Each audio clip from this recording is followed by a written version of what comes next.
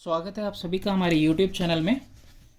और chapter 1 measurement experimentation में हम लोग जो है कि बिगर यूनिट्स ऑफ टाइम के बारे में डिस्कस कर रहे थे लास्ट वीडियो में, जिसमें कि यहाँ पे दिया हुआ है तुम्हारा मिनट जो है कि 60 सेकेंड के इक्वल है, आवर 3600 सेकेंड के इक्वल, और एक दिन में जो है 86,400 सेकेंड होते हैं, और एक मंथ में 2.592 इंटू 10⁶ सेकेंड है।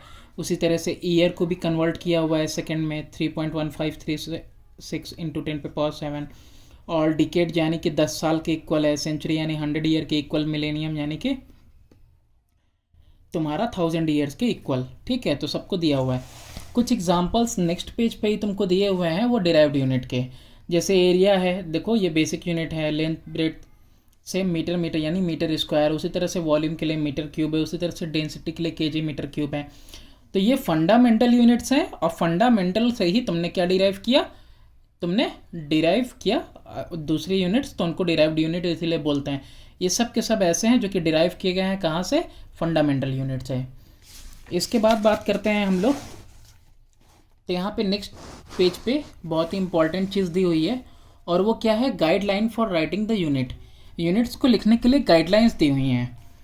पहला गाइडलाइन में देखो लिखा है कि the symbol for a unit which is not named after a scientist is written in small letter. जो किसी साइंटिस्ट के नाम पे नहीं है यूनिट, उसको हम लोग कैसे लिखते हैं, स्मॉल लेटर में लिखते हैं। जैसे मीटर के लिए एम स्मॉल यूज़ किया गया, सेकंड के लिए एस भी स्मॉल, और किलोग्राम के लिए केजी भी स्मॉल यूज़ किया गया। फिर इसके बाद सेकंड पॉइंट देखो, the symbol for a unit which is named after a scientist is written with first letter of his name in capital. For example N जो है न्यूटन के लिए। अब देखो जो साइंटिस्ट के नाम पे रखा गया है उसके लिए बात कर रहा है कि कैपिटल लेटर का यूज़ किया जा रहा है पहला। जैसे एन कैपिटल है न्यूटन के लिए, जे कैपिटल है जूल के लिए, और डब्ल्यू कैपिटल है वॉट के लिए, और पी ए फॉर पास्कल, और इसी तरह से हर्ट्ज के लिए एच जेड। तो देखो सबसे पहला लेटर कैसा है, कैपिटल है। उसी तरह से सी कूलम के लिए, और वी वोल्ट के लिए भी।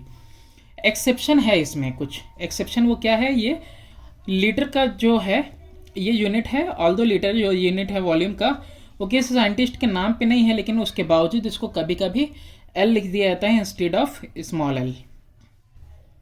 ठीक है, स्मॉल एल लिखना चाहिए ना इसके हिसाब से, लेकिन कभी कभी कैपिटल एल भी लिख देते हैं। इसके बाद कह रहा है कि full name of unit irrespective of the fact whether it is named after a scientist or not is always written with a lower initial letter. Example, unit for mass is written as kilogram not as kilogram।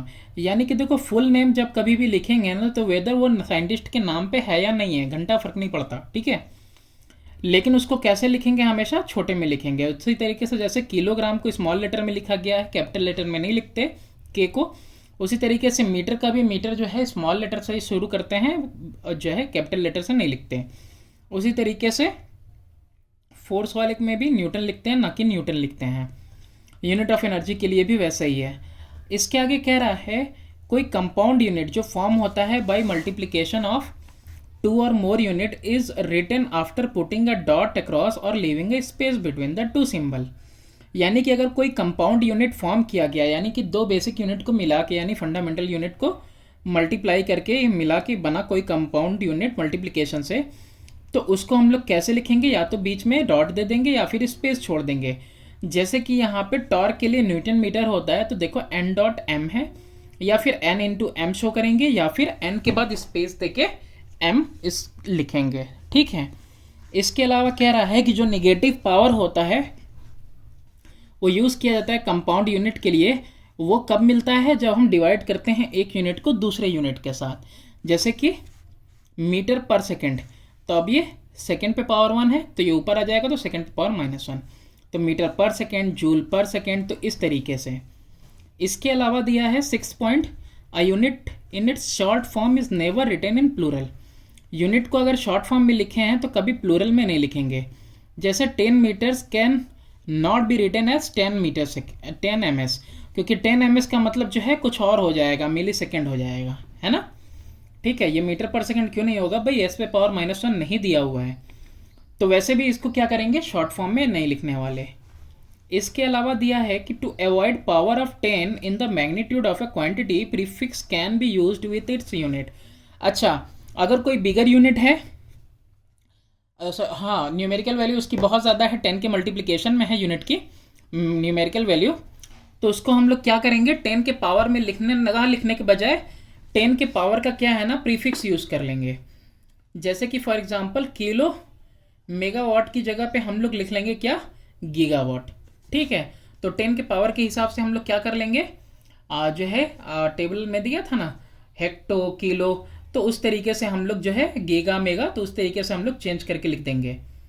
इसके अलावा है कि when prefix is used with the symbol of unit, the prefix and symbol combined becomes new symbol of the unit.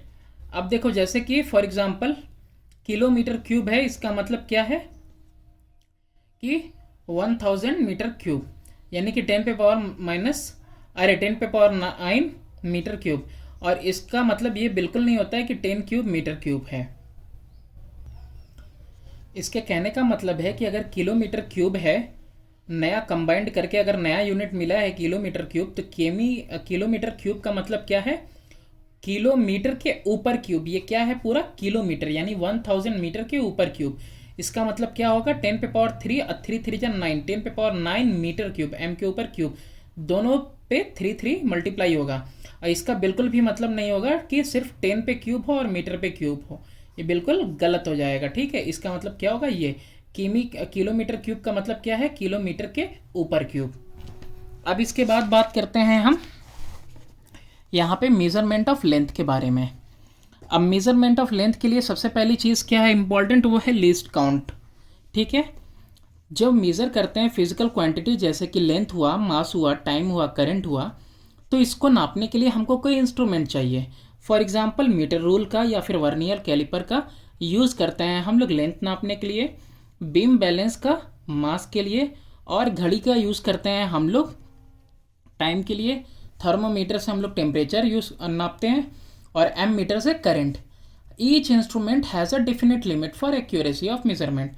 हर एक instrument का अपना खुद का एक लिमिट होता है, एक हद होती है जहाँ तक कि वो एक्यूरेसी को मेज़र कर सकता है, और उसी हद को क्या बोलते हैं, लीस्ट काउंट बोलते हैं।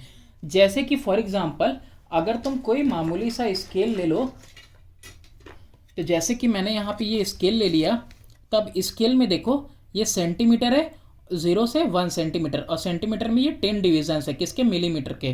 तो यानी कि हम इसमें लीस्ट काउंट क्या कर सकते हैं, मिलीमीटर में काउंट कर सकते हैं ना, मिलीमीटर। मिलीमीटर से छोटा कोई यूनिट ले सकते हैं, बिल्कुल नहीं ले सकते। क्यों, क्योंकि इसकी आखिरी हद क्या है, मिलीमीटर, ये शुरू होता है ये मिलीमीटर से। ठीक है, और बाकी तो इसी को क्या कहते हैं, लीस्ट काउंट, जितना हम काउंट कर सकते हैं उसकी जो हद होती है। तो अब लीस्ट काउंट को यहाँ पे डिफाइन किया हुआ है आपको कि the least count of an instrument is the smallest measurement that can be taken accurately with it. कि स्मॉलेस्ट मेजरमेंट जो कि बिल्कुल एक्यूरेट हम ले सकते हैं उस मेजरमेंट से। मेजरिंग इंस्ट्रूमेंट जो होता है वो प्रोवाइड होता है ग्रेजुएटेड स्केल से। उसमें लीस्ट काउंट जो है स्मॉलेस्ट डिवीज़न होता है उसकी स्केल पे, जैसे कि अभी स्केल दिखाया उसके लिए जैसे। और देखो स्केल का ही एग्जांपल यहाँ पे दिया हुआ है कि लीस्ट काउंट मीटर रूल का वो वैल्यू होती है जो उसके 1 division which is 1/10 of a centimetre, यानी कि 1 सेंटीमीटर में आप देखोगे 10 डिवीज़न है। और स्टॉप वॉच के लिए उसी तरीके से 0.5 सेकेंड, अगर 10 डिवीज़न दिए हुए हैं 0 से 5 के मार्क के बीच में। और लिस्ट काउंट एम मीटर के लिए जिसके पे 5 डिवीज़न होंगे तो उसका कितना आ जाएगा लिस्ट काउंट, 0.2 एम्पियर। जितना स्मॉलर लिस्ट काउंट होगा उतना ज़्यादा प्रिसाइज मेजरमेंट होगा उससे। ठीक है, जितना ज़्यादा कम, जितना छोटा उसका लिस्ट काउंट होगा। अब देखो मेजरमेंट ऑफ लेंथ के लिए कह रहा है कि जनरली एक मीटर रूल का यूज़ करते हैं जिसमें 0 मार्क होता है एक एंड पे और 100 centimetre mark at the other and, दूसरे एंड पे होता है। उसको यूज़ करते हैं हम मेज़र करने के लिए लेंथ ऑफ ऑब्जेक्ट। इसके अंदर 10 सब डिवीज़न होते हैं 1 सेंटीमीटर में, तो इसीलिए इसका वैल्यू क्या होता है कि स्मॉल डिवीज़न का 1 मिलीमीटर हो गया, और 1 मिलीमीटर नहीं हुआ तो कितना हुआ, 0.1 सेंटीमीटर हो गया। 1 millimetre is equal to 1/10 centimetre which is equal to 0.1 centimetre. Thus a meter rule can be used to measure length correct up to 1 millimetre. सिर्फ 1 मिलीमीटर तक ही हम उसको करेक्टली मेज़र कर सकते हैं, क्योंकि 1 मिलीमीटर में भी क्या होता है, गैप होता है, तो बहुत ज़्यादा प्रिसाइजली नहीं हो पाएगा। अगर और भी पतली चीज़ें हैं तो, है ना, बारीक, तो 1 decimal place of a centimetre. It can not major length with still more accuracy, है ना। देखो वही बात आ गई कि ज़्यादा एक्यूरेसी के साथ ये मेज़र नहीं कर सकता। दैट इज सिर्फ 1 डेसिमल तक यानी 0.1 सेंटीमीटर तक कर सकता है, लेकिन 0.1 के बाद सेकेंड डेसिमल तक नहीं कर सकता है। रीज़न ये है कि ऑब्जेक्ट जो है लाई करता है दो छोटे डिवीज़न के बीच में मीटर स्कूल पे, अरे मीटर रूल पे। जब जो मार्क होता है near the end of the object उसको रीड किया जाता है और लेंथ को करेक्ट होता है up to the second decimal point can not be measured. तो भाई देखो जब स्केल है, अब देखो कोई ऑब्जेक्ट है और ऑब्जेक्ट का क्या लाई कर रहा है, इन दोनों के बीच में लाई कर रहा है ना। अब ये 2 सेंटीमीटर एक और ये एक, इस 1 और 2 मिलीमीटर के बीच में कोई ऑब्जेक्ट लाई कर रहा है, तो सिर्फ 1 डेसिमल तक तुम सही से बता पाओगे, बाकी इसके बीच में आप सेकेंड डेसिमल इसलिए नहीं बता पाओगे कि इसमें सब डिविजन्स नहीं दिए हुए हैं। हाउएवर ये पॉसिबल हो जाता है वर्नियर कैलिपर और स्क्रू गॉज के मदद से। ये ज़्यादा एक्यूरेट देते हैं और ये स्केल यूज़ करते हैं and have a least count smaller than 0.1 centimetre, यानी कि 1 मिलीमीटर से भी छोटा लीस्ट काउंट होता है वर्नियर कैलिपर और स्क्रू गॉज का। अब यहाँ पे शुरू होता है आपका principle of vernier. Pierre Vernier इन्होंने डिवाइस किया था एक मेथड बाय विच लेंथ आप नाप सकते हो up to second decimal place of a centimetre, और ये करेक्ट होगा अप टू 0.1 मिलीमीटर यानी 100th ऑफ सेंटीमीटर तक करेक्ट होगा, उसको हम मेज़र कर सकते हैं। इस टेक्निक में उन्होंने 2 स्केल का यूज़ किया। एक स्केल को उन्होंने मेन स्केल कहा जो कि फिक्स होता है with the other scale, while vernier scale वो होता है जो सेकंड वाला स्केल जो है स्लाइड करता है मेन स्केल के साथ। अब कह रहा है कि जो मेन स्केल होता है उसके ऊपर ग्रेजुएटेड होता है with value of 1 division on it equal to 1 mm main scale पे, जैसा कि हमारा मीटर रूल वाला है बिल्कुल उसी तरीके से। और जो ग्रेजुएशन होते हैं ना वर्नियर स्केल पे, वो इस तरीके से होते हैं कि length of n division on vernier scale is equal to the length of n-1 division of the main scale, यानी कि अगर n डिवीजन है वर्नियर स्केल पे तो वो किसके इक्वल होगा, n-1 division on the main scale की, यानी कि एक कम। जनरली जो वर्नियर स्केल होता है उसमें 10 डिवीजन होते हैं और total length of this 10 division वो इक्वल होता है 9 डिवीजन ऑफ मेन स्केल के, यानी 10 डिवीजन वर्नियर पे तो 9 डिवीजन मेन स्केल पे। दस each division of vernier scale of is length 0.9 mm, हर एक डिवीजन जो है वर्नियर स्केल का कितना हो गया 0.9 mm, और that is smaller in size by 1/10, 1/10 mm से छोटा हो गया, और या फिर कह सकते हो 100th हो गया सेंटीमीटर का, हाँ 100th हो गया सेंटीमीटर का then a division on the main scale. ये जो डिफरेंस होता है इन दोनों के बीच में, है ना, ये जो एक डिवीजन का डिफरेंस है इनके बीच में, this difference is utilised as least count for the measurement. अब देखिए यहाँ पे लिस्ट काउंट होता क्या है, तो the least count of vernier is equal to the difference between the values of main scale division and one vernier scale. Least count क्या है, is equal to the difference between the value of 1 main scale division, एक main scale division का और एक vernier scale division का। इसको vernier constant भी कहते हैं, ये चेंज नहीं होता, वर्नियर का कांस्टेंट है ये। तो वर्नियर कांस्टेंट और लीस्ट काउंट वर्नियर का क्या हो जाएगा, value of 1 main scale division minus value of 1 vernier scale division. इस इक्वेशन को अभी आपको याद रखना है, इसका आगे अभी यूज होगा। देखो मान लो कि n डिवीजन है वर्नियर पे, तो n-1 डिवीजन के इक्वल होगा मेन स्केल पे, हमेशा एक कम रहेगा मेन स्केल पे, and the value of 1 main scale division is x। Value क्या है मेन स्केल डिवीजन की x है, तो value of n division on vernier कितना हो जाएगा n-1 इंटू एक्स। ठीक है, मेन स्केल और वैल्यू जो मेन स्केल डिवीजन का है x है अगर, तो value of n division on vernier scale n-1 into x हो जाएगा, क्योंकि जो है वर्नियर का n इक्वल होगा n-1 मेन के, तो value of 1 division on vernier कितना हो जाएगा n-1 x अपॉन में n के। ठीक है, डिवाइड करेंगे किससे, मेन वो अपने जो है कि वो वर्नियर स्केल वाले डिवीजन से। वर्नियर स्केल पे n है, मेन स्केल पे कितना है n-1, एक डिवीजन x का है तो x इंटू n-1 अपॉन में n कर दिया। अब इक्वेशन से लेके आओ 1.1 में जो देखा था आपने कि value of main scale division, जो वैल्यू है मेन स्केल डिवीजन की, उसको अगर हम माइनस करें वर्नियर स्केल डिवीजन से तो हमको लीस्ट काउंट मिलेगा, है ना। लीस्ट काउंट क्या है अभी पीछे, लीस्ट काउंट डेफिनेशन में क्या है, value of one main scale division vernier scale division. तो ये आया तुम्हारा मेन स्केल डिवीजन का, तुमने x लिया ही है, और वर्नियर स्केल डिवीजन का ये आया है अभी।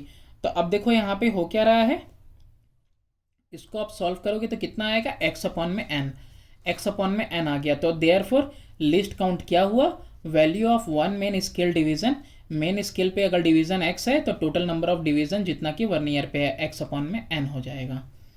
अब यहाँ पे दिया हुआ है कि जो लीस्ट काउंट होता है वर्नियर का ऑब्टेन किया जाता है सिंपली कैसे, डिवाइड कर देते हैं वन डिवीजन मेन स्केल का total number of division on vernier से। मेन स्केल पे जितना भी डिवीजन है तो उसका वन डिवीजन मेन स्केल का upon total number of division on vernier से। अब देखो यहाँ पे एक एग्जांपल है, इसको देखो समझने के लिए। ये नीचे जो आपको रेड कलर में स्केल दिख रहा है यही आपका वर्नियर स्केल है जो कि मूवेबल है। अब ये वर्नियर स्केल में देखो आप यहाँ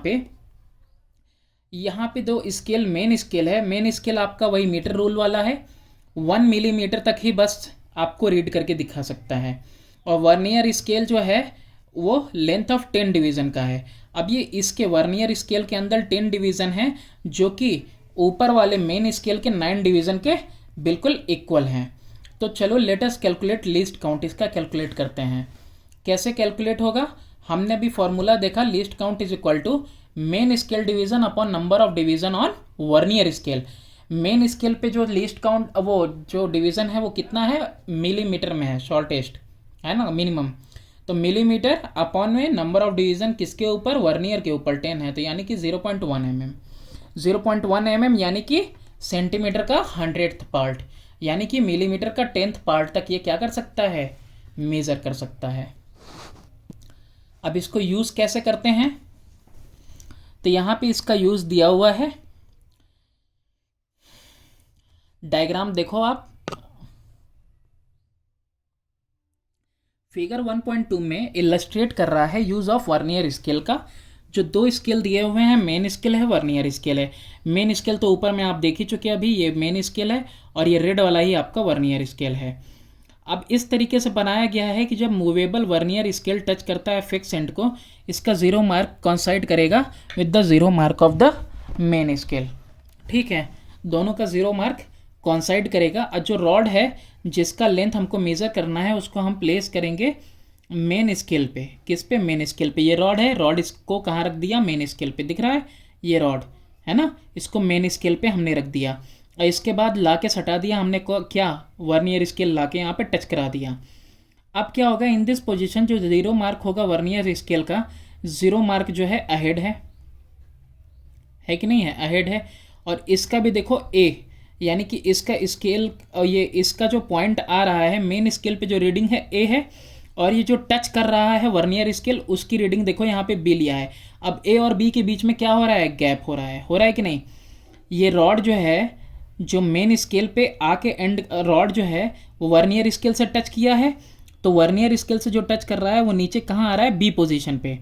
और जो फिक्स एंड दिख रहा, फिक्स एंड के तरफ से देखो तुम मेन स्केल को, तो मेन स्केल का देखो ये मिलीमीटर वाला पोजीशन यहाँ पे है।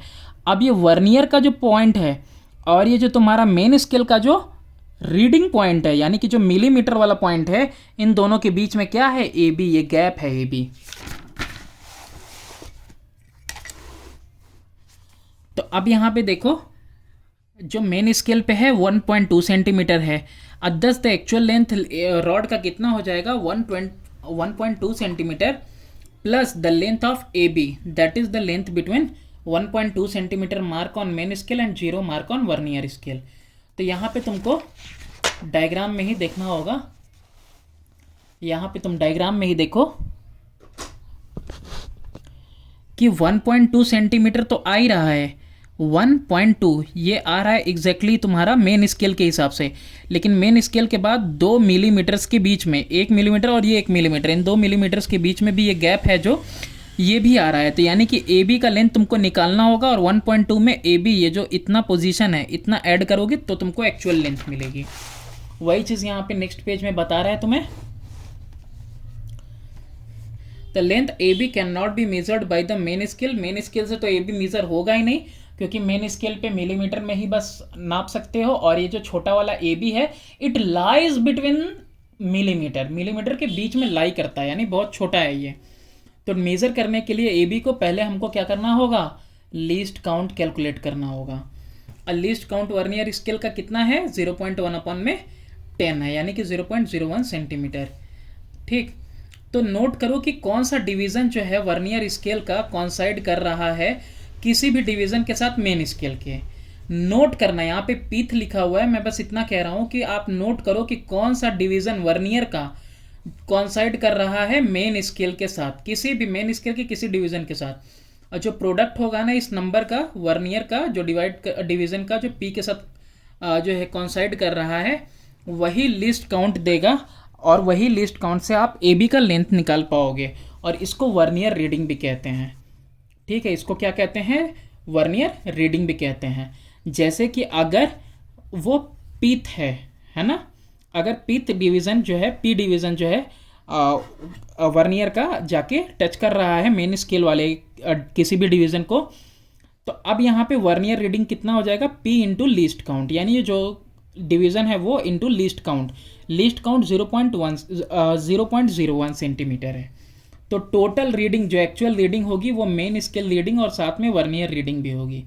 अब इतना कंफ्यूज होने से अच्छा है कि आप स्केल देखो, स्केल के अंदर एग्जांपल देखो 1.2 वाले में 1.2 सेंट, अरे हाँ फिगर 1.2 वाले में जो अभी पीछे फिगर गया उसमें देखो जो फोर्थ डिवीज़न वर्नियर स्केल का है कॉन्साइड कर रहा है मेन स्केल डिवीज़न के, and so the length of A B हो जाएगा 4 into least count. Fourth division vernier scale का कॉन्साइड कर रहा है मेन स्केल के डिवीज़न के साथ। और पहले डायग्राम में क्लियरली देखो कहना क्या चाहता है। देखो first division, second division, third division, fourth division, यही फोर्थ डिवीज़न जो है वर्नियर का वो किसके साथ कॉन्साइड कर रहा है, मेन स्केल के साथ। तो ये पीथ जो बोल रहा है वही 4 हो गया, 4 इंटू लिस्ट काउंट कर दिया इसने, तो 4 इंटू लिस्ट काउंट कर दिया तो 0.04 ये वर्नियर की रीडिंग आ गई, यानी वो जो लेंथ है ना ए बी का वो इतना ही है। ठीक है, और ये आपको मिल जाएगा एक्चुअल लेंथ कितना हो जाएगा, मेन स्केल रीडिंग अभी ऊपर देखा, main scale reading plus vernier reading, तो ये वर्नियर रीडिंग आई है ए बी, तो वर्नियर रीडिंग आई आपकी 0.04, तो इसको ऐड कर देंगे 1.2 से और आपका आ जाएगा एक्चुअल लेंथ कितना आ जाएगा 1.24 सेंटीमीटर। अब ये कितना एक्यूरेट है, तो ये आपका 100th पार्ट ऑफ सेंटीमीटर के इतना एक्यूरेट है। अब बात करते हैं वर्नियर कैलिपर्स की। तो वर्नियर कैलिपर को भी यूज किया जाता है, वो इसको कहा जाता है स्लाइड कैलिपर, और it is use to measure the length of rod. इसको यूज़ किया जाता है रॉड का लेंथ मेजर करने के लिए, डायमीटर ऑफ स्फेयर के लिए, internal external diameter of hollow cylinder के लिए, और depth of a small beaker उसके लिए भी, या फिर किसी बॉटल के लिए भी हम लोग इसको यूज़ करते हैं। डिस्क्रिप्शन देखो इसका दिया हुआ है, क्या है कि वर्नियर कैलिपर जैसा कि फिगर 1.3 में बगल वाले में दिखाया हुआ है, जैसे कि यहाँ पे देखो दिया हुआ है, तो फिगर से ही देखने की कोशिश करते हैं। इसके अंदर देखो, इसके अंदर 2 जॉज दिए हुए हैं, J1 और J2 जॉज दिए हुए हैं। ठीक है, और स्ट्रिप के ऊपर देखो एक मेन स्केल ग्रेजुएटेड है, ये जो स्ट्रिप है ना टी स्ट्रिप, इसके ऊपर मेन स्केल ग्रेजुएटेड है, और ये 1 मिलीमीटर तक का रीडिंग कर सकता है, देखने से ही मालूम हो रहा होगा।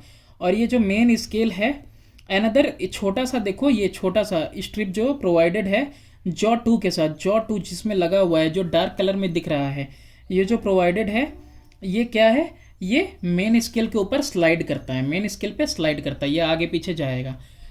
ठीक है, और ये क्या है, इसके ऊपर भी, इस स्ट्रिप के ऊपर भी क्या है, एक स्केल लगा हुआ है, दिख रहा है, ये देखो 0 to 10 ये स्केल लगा हुआ है, और इसके अंदर कितना डिवीज़न है, 10 डिवीज़न है, और ये 10 डिवीज़न किसके इक्वल होगा, 9 डिवीज़न ऑफ मेन स्केल के इक्वल होगा।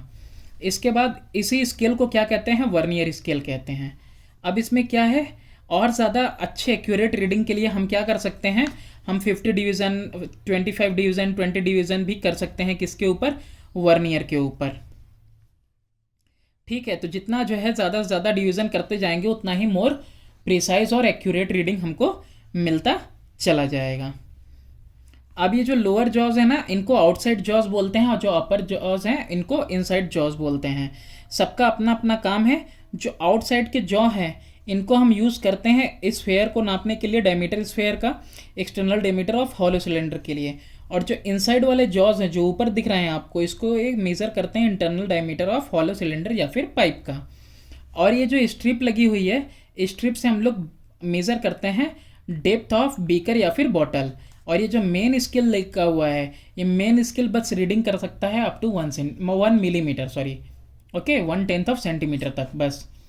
और वर्नियर स्केल क्या करता है, वर्नियर स्केल हमको मदद करता है, हेल्प करता है, जो कि 10 डिवीज़न वाला है, क्योंकि हालांकि जितना ज़्यादा डिवीज़न होंगे उतना ज़्यादा और एक्यूरेट वैल्यू मिलेगी। यानी कि 1000th पार्ट तक आप, 1 मिलीमीटर का 1000 पार्ट तक आप क्या कर सकते हो, मेज़र कर सकते हो, या उससे ज़्यादा भी जा सकते हो। डिपेंड्स ऑन डिवीज़न कि कितना डिवीज़न कर रहे हो। तो वर्नियर स्केल क्या करता है, यहाँ 10 डिवीज़न है तो ये हेल्प करता है मेज़र करने के लिए अप टू 0.1 सेंटीमीटर। अब बात करते हैं यहाँ पे लीस्ट काउंट वर्नियर कैलिपर का। तो वर्नियर कैलिपर का लीस्ट काउंट बिल्कुल वैसे ही निकलेगा, is equal to the difference between the value of 1 main scale division and 1 vernier scale division.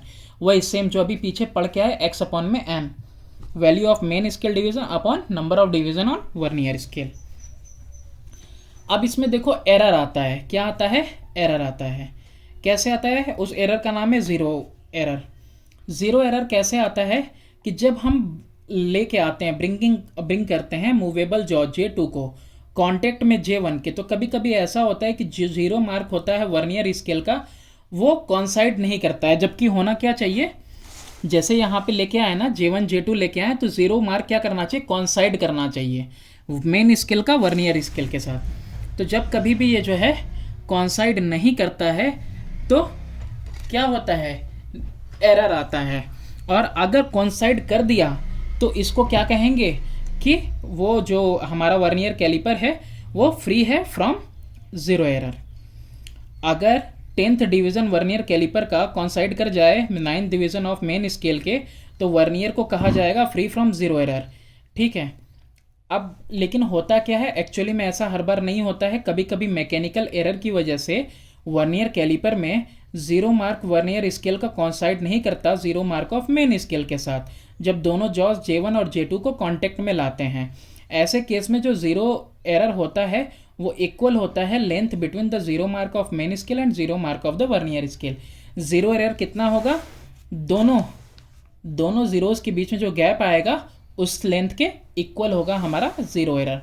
तो ये 0 एरर दो तरीके का हो सकता है। कैसे हो सकता है, स्केल लेफ्ट साइड में हो सकता है, मेन स्केल से वर्नियर स्केल लेफ्ट पे हो या फिर राइट में हो, यानी कि पॉजिटिव 0 एरर भी हो सकता है, नेगेटिव 0 एरर भी हो सकता है। अगर आप दोनों जॉज को एक दूसरे के करीब लेके आते हो, यहाँ पे डायग्राम में देख के समझो, दोनों जॉज को J1 J2 को आप करीब लेके आए हो। अब देखो आप नीचे वर्नियर स्केल वाला अगर राइट हैंड साइड पे है, ठीक है, तो ये पॉजिटिव 0 एरर हुआ। और यही अगर वर्नियर स्केल आपका नेगेटिव हैंड साइड पे है, अरे सॉरी लेफ्ट हैंड साइड पे है, वर्नियर स्केल का 0 मार्क लेफ्ट हैंड साइड पे है मेन स्केल के 0 मार्क से, तो इसको बोलेंगे नेगेटिव 0 एरर। 0 एरर कैसे निकलता है, देखो अगर पॉजिटिव है तो देखेंगे कि कौन सा वाला मार्क पहले कॉन्साइड कर रहा है। जैसे यहाँ 6th डिवीज़न जो है वर्नियर का मेन स्केल के साथ कॉन्साइड कर रहा है, 6 डिवीज़न मेन के साथ, तो कितना हो जाएगा 6 इंटू लीस्ट काउंट। तो 6 इंटू लीस्ट काउंट कितना है 1/100 सेंटीमीटर यानी 0.01 सेंटीमीटर, यानी पॉजिटिव का 0.06। और इसको क्या करेंगे, हम अपने आंसर में ऐड करेंगे। और बिल्कुल उसी तरीके से यहाँ पे देखो लेफ्ट में भी क्या हो रहा है, जब ये लेफ्ट में है तो 6th डिवीज़न जो है वर्नियर स्केल का कॉन्साइड कर रहा है, 6th डिवीज़न किसके साथ, मेन स्केल के साथ। तो 6 इंटू लिस्ट काउंट, और ये लिस्ट काउंट कैसा आएगा, ये निगेटिव आएगा और इसको हम एक्चुअल रीडिंग से माइनस करेंगे।